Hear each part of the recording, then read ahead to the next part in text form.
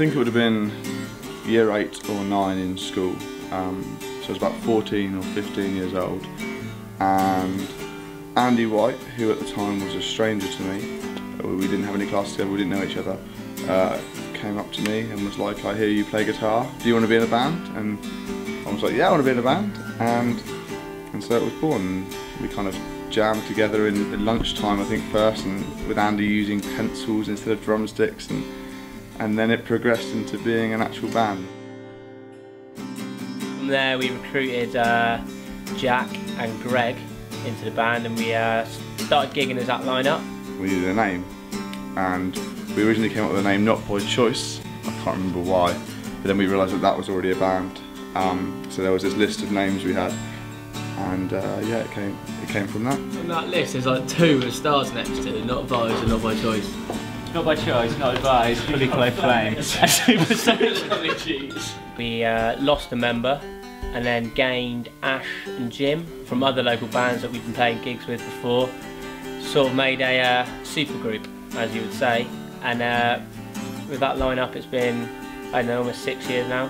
Well, our very first tour was we just went out with a couple of other bands, and we had like a beat up golden van. It was probably the worst van ever. Pretty much played shows to no one for a good few weeks. Yeah, we didn't expect anyone to turn up, which they didn't. We were sleeping in car parks, or sleeping in the vans, or just crashing at people's houses. We'd turn up to venues and the owner would be like, no, you're not booked to play here. Well, time of my life, boys on tour, like, just having so much fun. Did that again, but we slowly noticed people started turning up, people started caring. The crowd started to get bigger, people started taking notice of the band, and obviously in February it was our best tour to date. Yeah, up until February, when it all sort of changed, we sort of realised that the hard work has paid off, and people have started following our band and making an effort to come out and see it, which was awesome.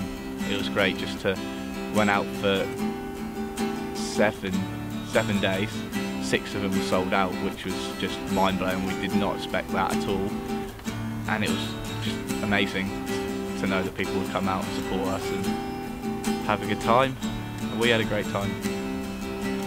We'd only released 1 EP since we first released it in 2009, and we felt that it was probably about time that we released another CD, and we didn't want to do an EP, we wanted to do a full album. So our focus at that point started shifting from live to writing.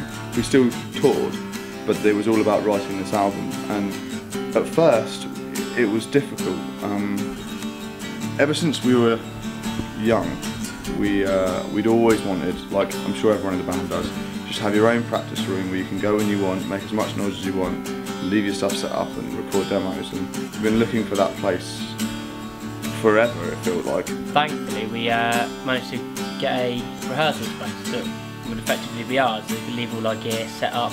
It was grimy as hell, but it was a big enough space, so we cleared it out and did it up and moved our stuff in there and started writing songs for our album.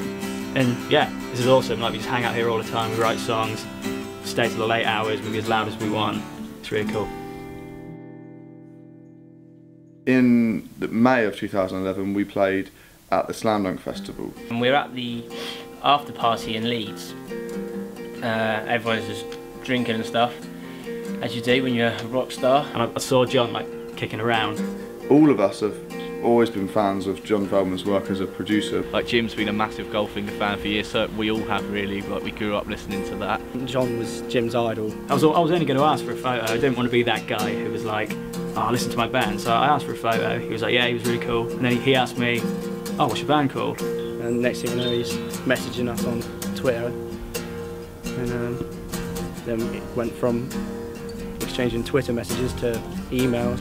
And then all of a sudden I get this voicemail. First, new message. Hey Jack, it's John Feldman. Just went right to voicemail. I don't know if your phone's off or if you're on the other line. Shoot me an email when a good time to call you is. So a while after that I was in bed, so it was about 4 in the morning I think, and my phone starts ringing. And I'm kind of in a sleepy haze. I'm sort of like, hello, didn't really look at my phone, didn't look at the number. And it's John, and he's just like, hey, it's John Feldman. I want to, let's make an album. and I was so tired and it was so surreal that I kind of can't remember much of that phone call other than it was just a great chat for quite a while. I went back to sleep and I woke up the next day and I sort of thought, was that real? Did that actually happen? I looked at my call log and sure enough I'd been on the phone with John. So I told the rest of the guys and we started getting a bit excited thinking, well, maybe something will happen here, but it's one thing talking to someone who wants to make an album with you, but when you're a small band from the New Forest, the idea of getting yourselves out to Los Angeles to work with a multi-platinum selling producer is kind of seems a bit, you know, impossible. How is this going to happen? We met up with him in Brighton, and he was just like, let's do this. Like, I love you guys' band. Like, we were like, well, we obviously love you. Yeah, and then so we started to prepare to fly to LA, which was all, I don't know. I don't know how you describe something like that, because it's just like a dream, I guess. And it doesn't sink in. I mean, we were, as I said, in the rehearsal space, writing, recording, sending tracks back and forward, and then we got to the point where we were booking flights. Went out over there, and the writing over there was awesome. Like, it was great just to have someone like John there to rip the songs apart and take every piece into detail, and he's asking questions. What are the lyrics? What do they mean to you? How's this interpreted? We've never had a producer work on our songs to this degree, and you know, we're quite a close-knit band.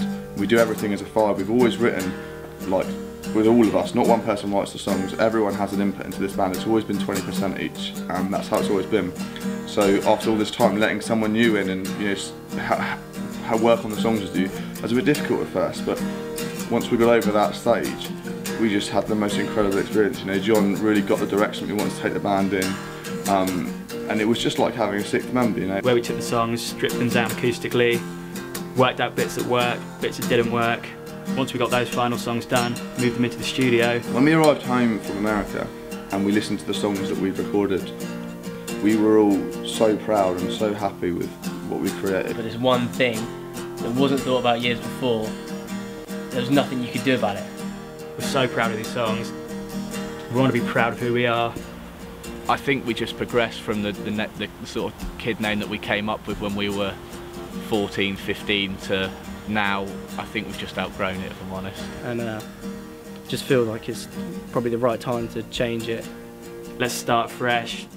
When talking about, you know, what the band name should be, it was really important that we realised where it all came from. You know, we remembered that again, that it all came from just writing these songs, and we kind of wanted a name that reflected that. I don't think our band could go anywhere if we hadn't realised where it had come from.